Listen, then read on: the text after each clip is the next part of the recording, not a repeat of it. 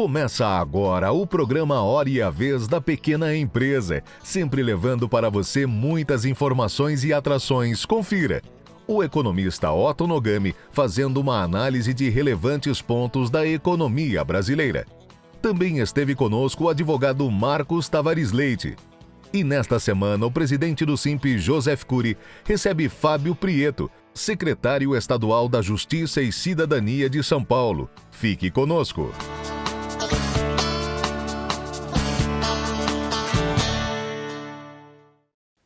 Todo ano, por volta do mês de setembro, outubro, as empresas começam a realizar o seu planejamento para o ano seguinte.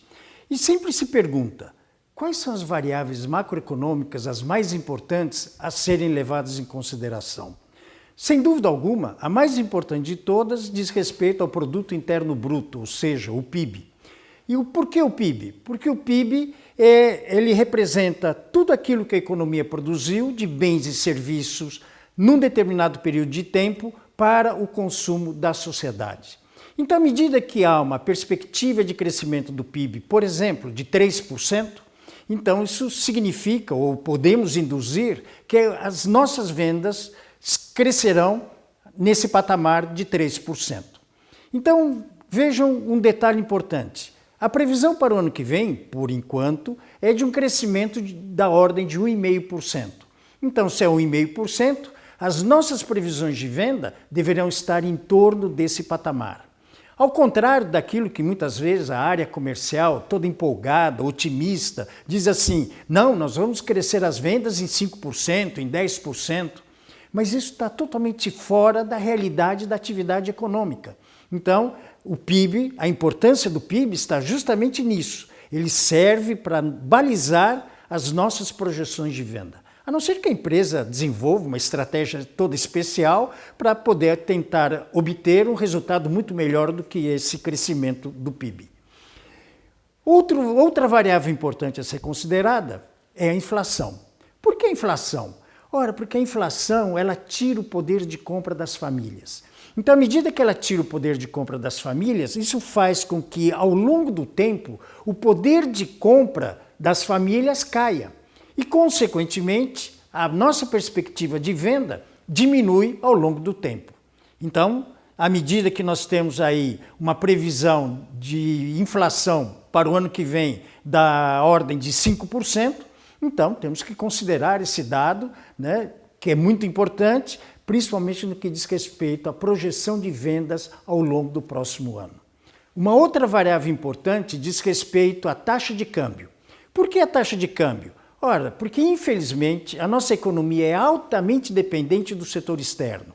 Então, principalmente no que diz respeito à importação de bens intermediários, essa importação fica sujeita, ou o seu preço final fica sujeito à variação da taxa de câmbio. Então, à medida que a moeda nacional se desvaloriza, esses bens intermediários se tornam mais caros no processo de produção. E não podemos esquecer que, à medida que o processo de produção, o custo desse processo aumenta, nós vamos ter que repassar isso ao preço do produto. E à medida que a gente repassa ao preço do produto final, isso encarece o produto no mercado, fazendo com que o mercado reaja comprando menos. Então temos esse efeito de queda da demanda também em função de uma variação da taxa de juros. Uma outra variável macroeconômica a ser considerada diz respeito às contas públicas. Por quê? Porque, caracteristicamente, um governo sempre gasta mais do que ele arrecada. E à medida que ele gasta mais do que arrecada, há a necessidade do governo financiar esse déficit. E como é que ele financia? Emitindo títulos públicos e que são comprados por nós, utilizando a nossa poupança. E essa nossa poupança é o elemento chave para que os investimentos no setor produtivo possam ser realizados. Então, à medida que nós temos um déficit do governo extremamente elevado, isso acaba comprometendo a disponibilidade de recursos para investimentos no setor produtivo da economia. Então, vejam, são 3 dados extremamente importantes, além do Produto Interno Bruto. E, para finalizar, um outro elemento chave, que é exatamente o elemento que mais se discute, que é a taxa referencial de juros da nossa economia. Há uma perspectiva de queda, ou há uma tendência de queda, sem dúvida alguma. Mas não podemos esquecer que a taxa de juros, em última instância, ela representa a condição estrutural da economia. E à medida que investimentos em infraestrutura não são realizados, dificilmente podemos esperar uma taxa de juros mais baixa. Então esse é o panorama, né? Esse é o cenário que nós temos para que possamos planejar a nossa atividade para o ano de 2024.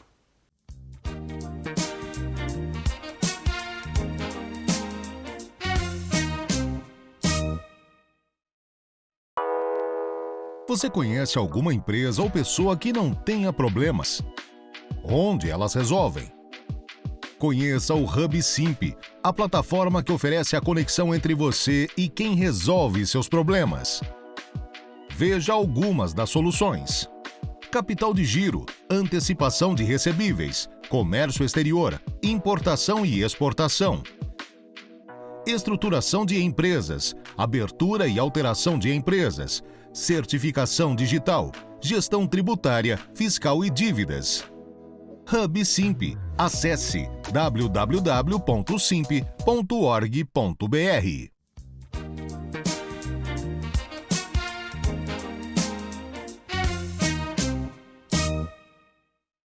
Falando sobre reforma tributária, nós estamos acompanhando para e passo cada andamento, cada proposta de emenda à APEC, no sentido de olhar que realmente ela seja efetiva e eficiente. Principalmente olhando pela micro e pela pequena empresa. Como nós já colocamos, dentro do que foi aprovado na Câmara dos Deputados, havia, apesar da manutenção do Simples Nacional, uma proibição para que as empresas optantes do Simples pudessem transferir crédito tributário a quem adquirisse seus produtos.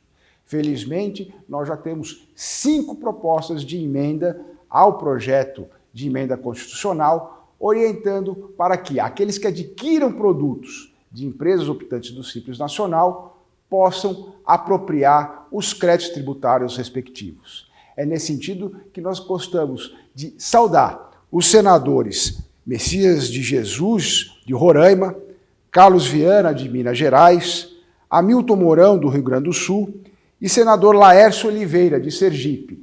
Esses foram aqueles que realmente estão olhando pela micro e pela pequena empresa e apresentaram emendas à PEC 45 no sentido de manter os benefícios e os interesses dos optantes do Simples ainda hoje.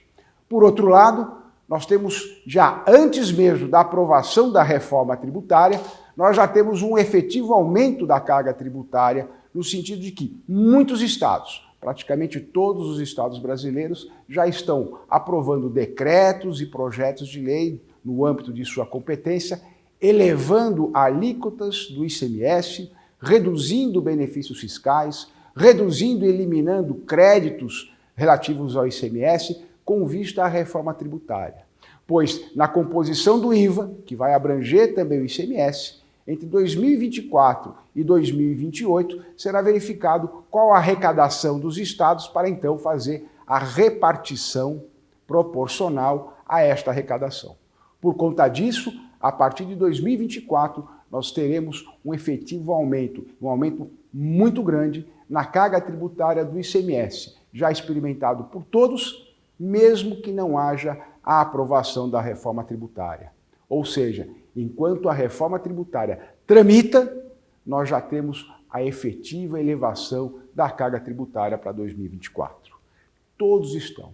Tivemos essa semana ainda o exemplo da Assembleia Legislativa em Rondônia, que em 2 minutos aprovou um aumento significativo do ICMS, levando a alíquota do ICMS local a até 21%. Todos sentirão. Isso significa aumento de carga tributária, aumento de inflação, não necessariamente aumento da arrecadação, pois se a elevação for tão grande assim, como se está preconizando, significa que nem todos vão conseguir pagar por isso. Haverá aumento de custos, redução de consumo e possível inadimplência. Portanto, o Simp vai continuar olhando para que essas propostas de emenda à PEC que defendem a manutenção do Simples Nacional sejam efetivamente aprovadas e que essas distorções que já experimentamos antes mesmo da aprovação da reforma tributária sejam corrigidas, não permitindo a elevação da carga tributária e assegurando o mesmo padrão, a mesma carga ou até a redução, pois se racionalizarmos a arrecadação, racionalizarmos a atividade produtiva, racionalizarmos a política tributária, poderá ser cobrado até menos e ainda assim haver um aumento de arrecadação.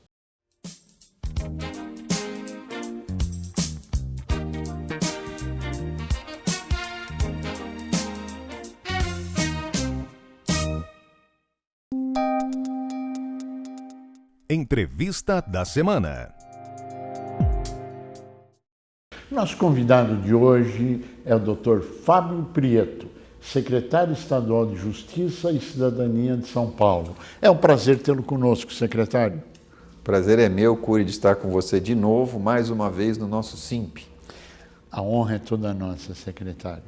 O senhor tem feito um trabalho de profundidade na secretaria e tem vários órgãos subordinados que afetam diretamente para o bem ou para o mal as empresas.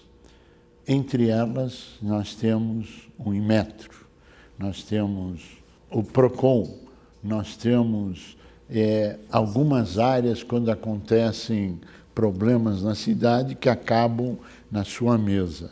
Vamos falar um pouquinho a respeito disso?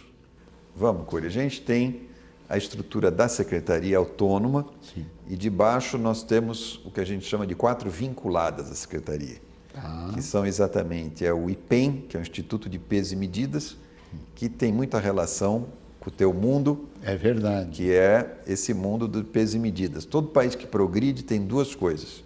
Um bom regime de patentes para estimular a criação. Sem dúvida. E a outra coisa é um Instituto de Pesos e Medidas, de referência, para otimizar a produção da indústria, oferecer produto bom para o consumidor. Com certeza. Então, esse é o IPEM que está comigo. O outro que tem muita importância para vocês é o PROCON, que é uma fundação de proteção ao consumidor, acho que bastante conhecida, pelo menos aqui em São Paulo, eu diria até no Brasil. Sim. Que a gente fez lá umas boas mudanças. O governador Tarcísio me pediu que desse uma nova orientação ao PROCON. Fundamental. Com a qual eu já tinha alinhamento com ele, porque você sabe que na minha carreira de juiz eu sempre fui a favor da discrição e da efetividade. Sem dúvida. Aliás, o seu histórico de vida comprova isso. Parabéns. Então, a gente é contra o escândalo. A gente acha que chegar na empresa ou no prestador de serviço, fazer aquele escândalo, aplicar uma multa de 15 milhões e depois a multa não dá em nada, isso não tem seriedade. É verdade. A gente quer seriedade. Então, a lei do consumidor no Brasil, ela fala em 2 atividades, uma pedagógica e uma punitiva. Sim. Nós revitalizamos a atividade pedagógica, porque, veja, você conhece muito bem isso na tua atividade. O pequeno e microempresário não tem consultor de consumidor. Não tem. Ele não tem assessoria, não tem advogado que explica para ele. Não então, não adianta eu ir lá no primeiro dia e dar uma multa de 5 milhões numa pequena empresa. Isso não faz nenhum sentido. Só para fechar ela. Só para fazer escândalo. Isso, não é? Pior ainda. Pior ainda. Então, a gente está fazendo uma atividade, retomamos essa atividade pedagógica e mantivemos a atividade punitiva, que também é da lei. Claro. Se o sujeito não quiser se ajustar, problema dele, ele é maior responsável, ele que tome a multa, se não gostar, vai para o Poder Judiciário. Essa mudança já foi introduzida... desde o primeiro dia. Desde o primeiro dia, com pessoas, com mudanças na estrutura e com mudanças na política interna dela. Sim. Primeiro, é uma coisa interessante, porque o cargo de direção do PROCON é o diretor executivo. Se você pegar na história do Brasil, em todos os PROCONs, você vai encontrar diretor executivo lobista, diretor executivo promotor aposentado de justiça, diretor executivo advogado não sei do quê. E você não encontra diretor executivo. Sim. E nós procuramos, o Tarcísio me pediu, recomendou, e nós achamos um diretor executivo. Ele fez um diagnóstico espetacular do PROCON, mudou isso tudo. Que bom! Ele agora saiu porque teve um problema muito grave na família de doença. Mas quando nós o colocamos lá, nós já o colocamos num gestor público com ele, do lado dele. Esse gestor público fez um PhD, porque esse primeiro diretor executivo foi CEO de grandes empresas no Brasil e fora do Brasil, uma pessoa com experiência internacional, inclusive relevante. Então, a gente está com um gestor público que fez uma espécie de um PhD com ele e vai continuar o mesmo trabalho, após inclusive essa semana. Então, a gente mudou isso, estamos fazendo esse trabalho pedagógico. Vou te dar um exemplo. Quando teve essa questão que o Tarcísio até se notabilizou aí do litoral, Sim. Não sei se você lembra, disseram que estavam vendendo água a R$90 o galão. Nós mandamos saber a origem dessa informação. Se tinha testemunha, se apareceu alguém reclamando, não apuramos absolutamente nada. Nós procuramos de todas as formas saber, achamos aquilo estranho, porque no litoral são pequenos mercadinhos, normalmente a pessoa mora lá, a gente conhece, achou aquilo muito estranho, foi um escândalo. Claro. E eu conversei com o governador, com o Tarcísio, falei, governador, isto aqui tem todo jeito de ser só escândalo. Sim. Ele falou, faça o certo. Claro. Então, nós depois montamos equipes do PROCON com a polícia, inclusive a parte penal, e descemos pelas duas pontas do litoral, por Santos e pelo outro lado que foi desinterditado, fiscalizamos dezenas de estabelecimentos comerciais sem nenhum escândalo. E nada. Absolutamente nada. Agora, se nós tivéssemos embarcado no comando do governo com escândalo, nós poderíamos ter causado até um problema, porque havia lá até reações naquela hora de tensão, desequilíbrio emocional. Momento, não, você pode linchar uma pessoa, claro. Pode tocar fogo num estabelecimento, causar um dano até de vida. Mas a nossa linha é essa. Nós vamos trabalhar com a lei, Ótimo. a parte pedagógica e a parte punitiva. Isto quando se fala do PROCON. E no IPEM? O IPEM é importante porque ele tem uma função fiscalizatória.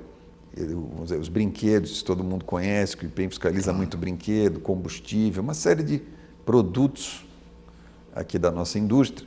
Mas nós queremos implementar, através do IPEM, uma cultura da qualidade também, que a gente quer estimular o empresário brasileiro, aqui em São Paulo, a uma adesão a isso. A gente acha que isso é bom para a indústria paulista, vem Como de fato somar. Como é nos outros países. Claro, não é? claro. Então, claro que o IPEM também tem uma função punitiva, quem for flagrado cometendo infração está sendo autuado, como sempre foi, e nós estamos dando essa outra perspectiva no IPEM. A gente quer o IPEM também fazendo parceria e estimulando, inclusive, pequenos e micro. Por quê? O mesmo problema do PROCON. A gente sabe que o pequeno e micro não tem consultor jurídico, o jurista, não vai pagar um advogado. Se nós não formos lá e dissermos para ele, olha, faça assim, Isso. que vai ser melhor para você, vai ser melhor para o consumidor brasileiro de São Paulo. É o orientativo primeiro e, claro, o punitivo se ele não seguir. Se ele continuar repetindo o erro, aí é porque ele quer. Aí é uma opção dele. Não é? A gente não pode esquecer que no consumo, quer dizer, isso no Brasil, nesses anos, não se falou. Dependendo da cadeia produtiva que você pegar, ela trabalha com o que a gente chama de dispersão de risco, que é uma coisa simples de entender. Se eu multar um pequeno empresário, a margem de lucro dele, para passar para você, consumidor, é muito pequena. Ele não tem margem. Mas se eu multo, por exemplo, como no PROCON, dou multa de milhões num banco, o banco aumenta 1 centavo ou 2 centavos na conta de todo mundo e repassa aquilo com a maior tranquilidade. Então, a gente cria uma artificial ilusão do consumidor com escândalo, engana o consumidor. O banco muitas vezes acaba diluindo aquela punição que ele entendeu, ou outros segmentos que trabalham com dispersão de... E a gente não resolve nada. Nosso objetivo é fazer as coisas com seriedade. Agora, existem assuntos espinhosos que devem chegar à sua mesa na Secretaria de Justiça. A greve do metrô em São Paulo. Chegou na sua mesa esse tema? Olha, a gente tem um governo organizado, quem cuida dessa área específica, é claro, é a nossa colega Natália Rezende, que, aliás, se você não conheceu, recomendo, é uma figura fantástica. Mas nosso governo é muito organizado, o Tarcísio trabalha com a gente, com todos nós, e eu tenho uma experiência de juiz nisso, né?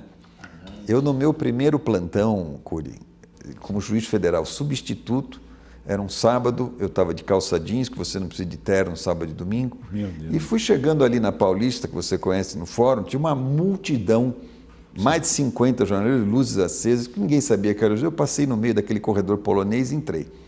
Era uma ação contra uma das primeiras privatizações do Brasil. Aliás, proposta, não vou dizer pelo Ministério Público Federal, não, por um pequeno grupo que tinha lá dentro. Sim. Não é pelo MP Federal, não, Sim. o MP Federal é sério. Sim. Eu li a petição, Cury, não tinha o menor fundamento, uma petição oca, vazia. Pra você ter ideia, era uma empresa nacional que havia pego um dinheiro enorme do dinheiro e do governo e quebrou. Então, o que o governo estava fazendo? Estava passando a empresa para frente. Ele recebeu a empresa por conta do dinheiro, um pagamento. Sim. Quer dizer, nem era estatal, mas não queriam que vendessem a empresa com o nosso dinheiro.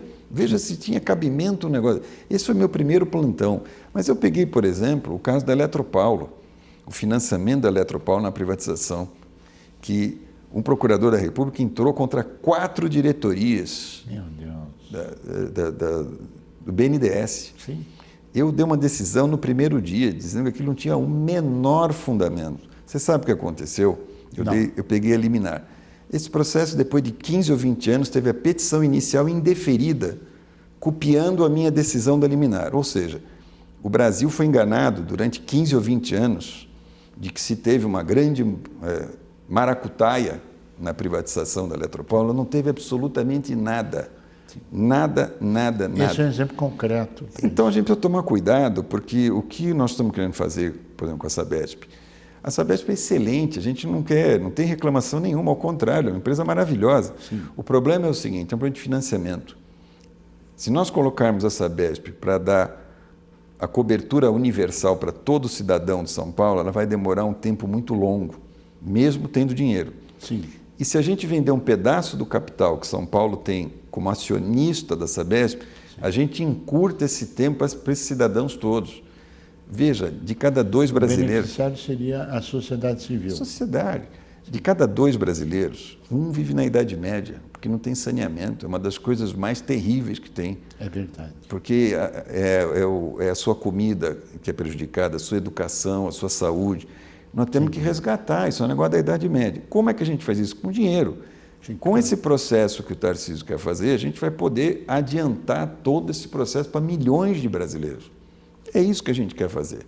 Agora, fez-se uma greve, essa greve ficou até vergonhoso, toda a imprensa falou mal, porque o partido lá fez uma convenção, o PSOL, não é?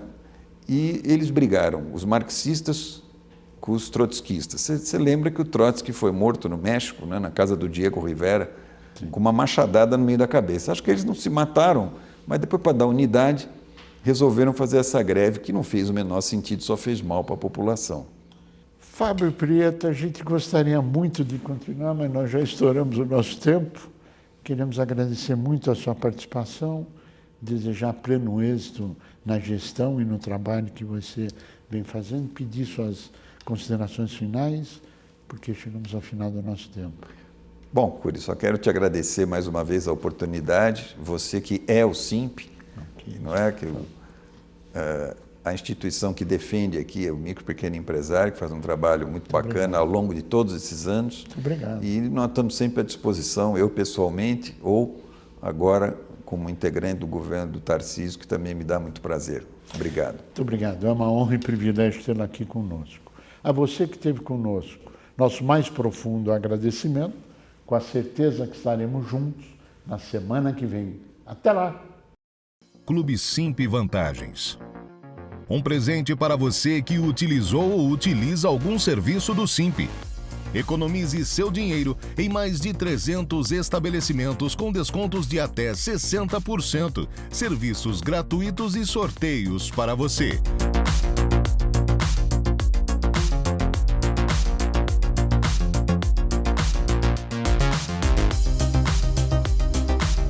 Como fazer? Acesse clube.simp.org.br e preencha o formulário e pronto. Acesso totalmente gratuito e fácil.